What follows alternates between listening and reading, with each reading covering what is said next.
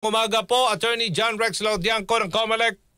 Magandang umaga po, Sir Aljo. Sa lahat po ng taga-subaybay ng DCXL. Good morning po. Okay, ngayon ay katuwang niyo po ang RMN News DCXL 558, Attorney, na bantayan po natin ang ating pong halalan.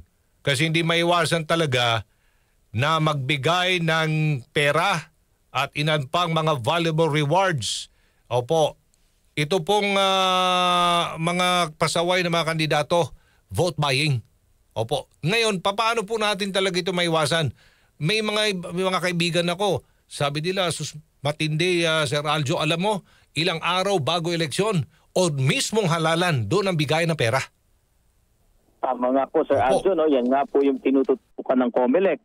Dahil yan po talaga yung nagaganap at gagawin ng mga masasamang uri ng mga kandidato natin. Kaya nga po dalawang bagay ang ginagawa natin dito. Una, patuloy ang pagpapaalala natin sa ating mga kababayan na ang pagtanggap ng pera, ang pagbebenta ng boto, yung pagpapayag ng pamabili ang kanilang boto ay isang krimen. Election offense po ito, Section 261A ng Omnibus Election Code na maaring magdulot ng kanilang pagkakakulong, pagkakatanggal ng karapatang bumoto at yung perpetual disqualification to hold public office. Kasama na po yung mga namimili ng kanilang boto. Ikalawa, hinihiling po natin na sa tulong po ng ating mga mamamayan na siya sa mismo pong nilalapitan ng mga taong ito ay mag-report po sa COMELEC ng mga kaganapan. Huwag po kayo mag-alala. Lilihim po namin ang inyong mga pangalan at tatago namin ang inyong identity. Masiguro lamang po na madadala natin sa hustisya ang gumagawa ng krimen na ito. Meron na ba hong nakulong dito po sa kaso ng vote buying ng mga kandidato? Opo, nung mga nakaraang halalan po sa akin po pagkakatanda ay meron po. Ngunit aaminin po natin sadyang napakahirap po kasi talaga na i-prosecute ang mga kaso ng vote buying. Dahil po, una sa lahat, yung pong pamibigay po ay talaga nung araw, lalo na nung araw po, ay talagang tao-tao po yan. Wala namang gumagawa ng payroll. Kaya dito po sa pagkakataong ito, umaasa po kami sa tulong ng ating mga kababayan ng sa gayon, makuha ng COMELEC ang ebidensya at magkaroon ng sapat na basehan ng kaso. Ilan na ho mga complaints na natanggap po ninyo vote buying na ito ngayon? Meron po iniimbestigahan po ang Committee on Contrabigay na 34 na kaso. Ito po ay meron kung saan 23 po dito yung tinitingnan nila. Opo, Attorney, naputol. Na maaaring maging kaso ng abuse of state resources. Opo, okay. Ibang klase ito, may mga nagpaparaffle daw ng kotse? Na nagkakabigayan pa ng pera bago pa man mag-umpisa ang kampanya? Tama po, bago po mag-umpisa ang kampanya at meron po tinutukan na ganyan na issue ang COMELEC. At ang sabi nga po namin talagang nangangalap po tayo ng ebidensya. Tuloy naman po ang investigasyon. Ngunit ang sinasabi nga po natin, kailangan natin ng tulong dahil kailangan natin ng konkretong ebidensya. Yung pong inyong identity, inyong seguridad, huwag po kayo mag-alala. Makipagtulungan lang po sa amin at tutulungan po namin kayo sa aspetong ito. Alam nyo, Atty., may kwento ko lang, yung mga kasama ko sa bahay, pag tuwing eleksyon talaga, uuwi ng probinsya. Oo, kasi may pera eh. Opo, yun ang mga sabi ko naman, magkano bang bigayan doon? Ganito sir, ganito, malalaki.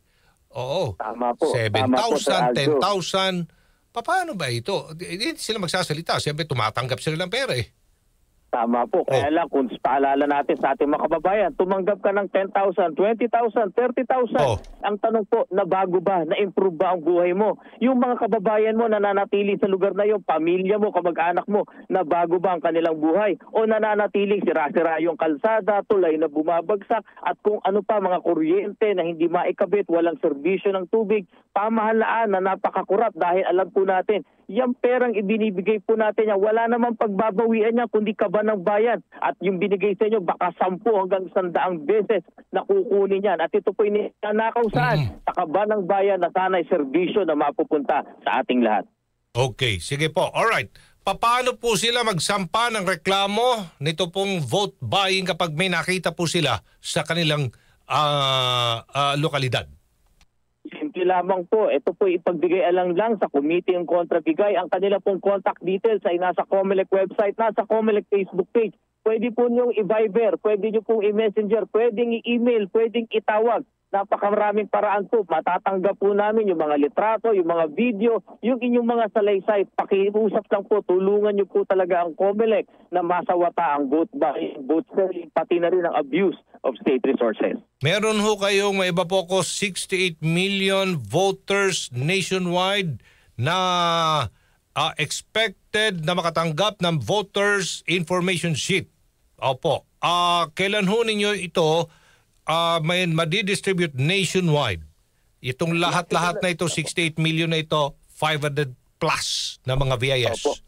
Ito po ay 68,431,965. Nakatumpas ng ilang bilang ang ating botante. Ganun din karami yung ating voter information sheet. Mga 3 linggo na po, nasimula na po ay pamigay dyan sa Caraga at sa ibang parte ng Mindanao. Kasi ito po ay requirement, una, ng batas. At pangalawa, ang ninanais po ng COMELEC ay matulungan yung ating mga kababayan talino at responsible. Andiyan na po kasi yung lahat ng detalyeng kailangan mo, yung pong pangalan mo, address mo, saang paaralan ka boboto, anong presinto mo, paano ang hakbang sa pagboto at higit sa lahat ang listahan po ng kandidatong nasyonal at lokal kung saan ka boboto. So ito na po yung gamitin ninyong kodigo at pagtulong sa araw ng halalan. So ang gagawin po ninyo, magbabahay-bahay kayo? Tama po, pinatapos po namin ang aming local COMELEC offices na dalhin po sa kada bahay, kada butante ibigay ang mga bagay nito. Kaya nga po nakikiusap kami, lalo dyan sa parte ng Mindanao. Meron po kasi, Sir Aljo, na ayaw tanggapin yung aming BIS. Ayaw pumirma doon sa proof na natanggap niya. Dahil daw po gagamitin sa tsa-tsa, gagamitin sa pagbabago ng konstitusyon. Meron pang para sa impeachment. Naku, wala pong katotohanan yan. Kahit basahin niyo po ng balibaliktad yung 4 na pahina ng BIS, ang nakalagay po dyan, pangalan nyo, address nyo, paaralan, presito, hakbang sa pagboto at listahan ng mga kandidato. Ito po ay ginawa namin para matulungan po kayo pagsunod sa Omnibus Election Code. Okay. Kasi nga, marami ang natatakot sa scam.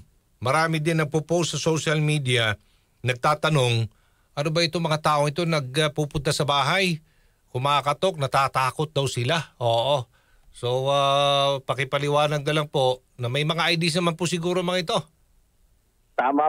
Oo. IDs naman po sila ng COMELEC at sila po yung magpapakilala sa inyo. At kahit po tignan ninyo, una yung BIS, kung ano po yung impormasyon na nabanggit ko, yun lamang nga nandun. Ikalawa, yung pipirmahan nyo po, malinaw na nakalagay naman po na ito'y para sa COMELEC. Ang impormasyon po doon ay tungkol sa voter information sheet. At kung sakali man po na nangangamba pa rin kayo, maari po makipag-ugnayan sa local COMELEC offices po namin at papatunayan nila 2 bagay. Una, yung identity ng namimigay at pangalawa, yung legitimacy po ng dokumento na inaabot sa inyo. Baliwanag, pipirma ho sila dyan ha, pero ito pong pirma ay hindi po yan gagamitin sa ibang, halimbawa People's Initiative. Opo, pinaliwanag nyo na po yun, no? Itong pirma nila ay gagamitin as evidence, tama ho ba? Para ma-confirm from COMELEC na natanggap nila itong mga kodigong ito. Kodigo ito VIS, tama ho ba? Tama po, listahan po yan. At sabi nga po namin, kailangan po namin ito para ma-liquidate namin, ma-justify sa Commission on Audit na talagang ang lahat ng ginastos mula sa pag-iimprenta, pagdadala at pamimigay sa inyo ay talagang natanggap po ninyo. Ito yung mandato namin. At sabi nga po namin, doon sa natatakot na yung pirma nila baka gamitin sa tsa-tsa, alam niyo po, requirement sa mga ganyan ay nandun dapat sa pahina kung anong pinipirmahan mo. Wala po kayong makikita na kung ano man doon sa pipirmahan nyo, kundi ang listahan lamang po patungkol sa voter information sheet. Paano po doon sa mga hindi pa nakatanggap ng VIS? Adyo, makakaasa po kayo na sa loob ng buwan ng Abril na ito ay talagang sisikapin at papadala ng COMELEC sa inyo kung kinakailangan po namin nga, sabi ni Chairman Garcia, na mag-hire ng karagdagang tao, maiparating lamang sa inyo, ay gagawin po natin ito. Okay, pero maglagay pa rin kayo ng mga online precinct finder?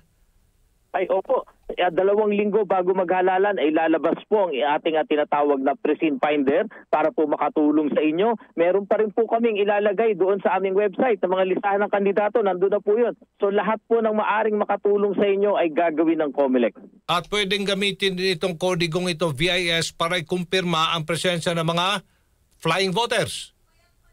Opo, tama po. Ano? Pero hindi naman po yan ang primary mode natin. Ang primary mode po natin ay yung tinatawag na Election Day Computerized Voters List. Ang ginawa po ng COMELEC ngayon ay may larawan na po natin, may picture na natin yung listahan ng botante. Nang sa gayon, yung mga teachers o mga miyembro ng Electoral Board, bago nila ibigay ang balota sa isang taong nagpipresenta na siya'y botante, mako-confirm nila kung siya nga ba si Juan de la Cruz na nandun sa harapan niya. Okay. Baka meron pa kayong mahalagang impormasyon o anunsyo, Attorney Laudiangco, ilang araw na lang bago ang halalan. Go ahead.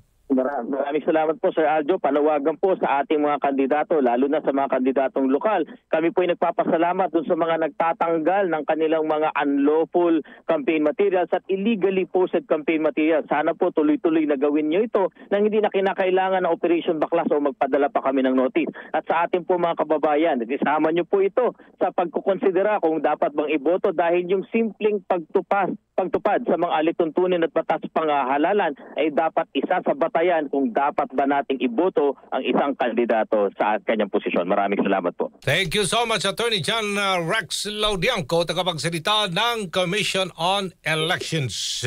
Good morning, thank you. Si Aljo Bendijo.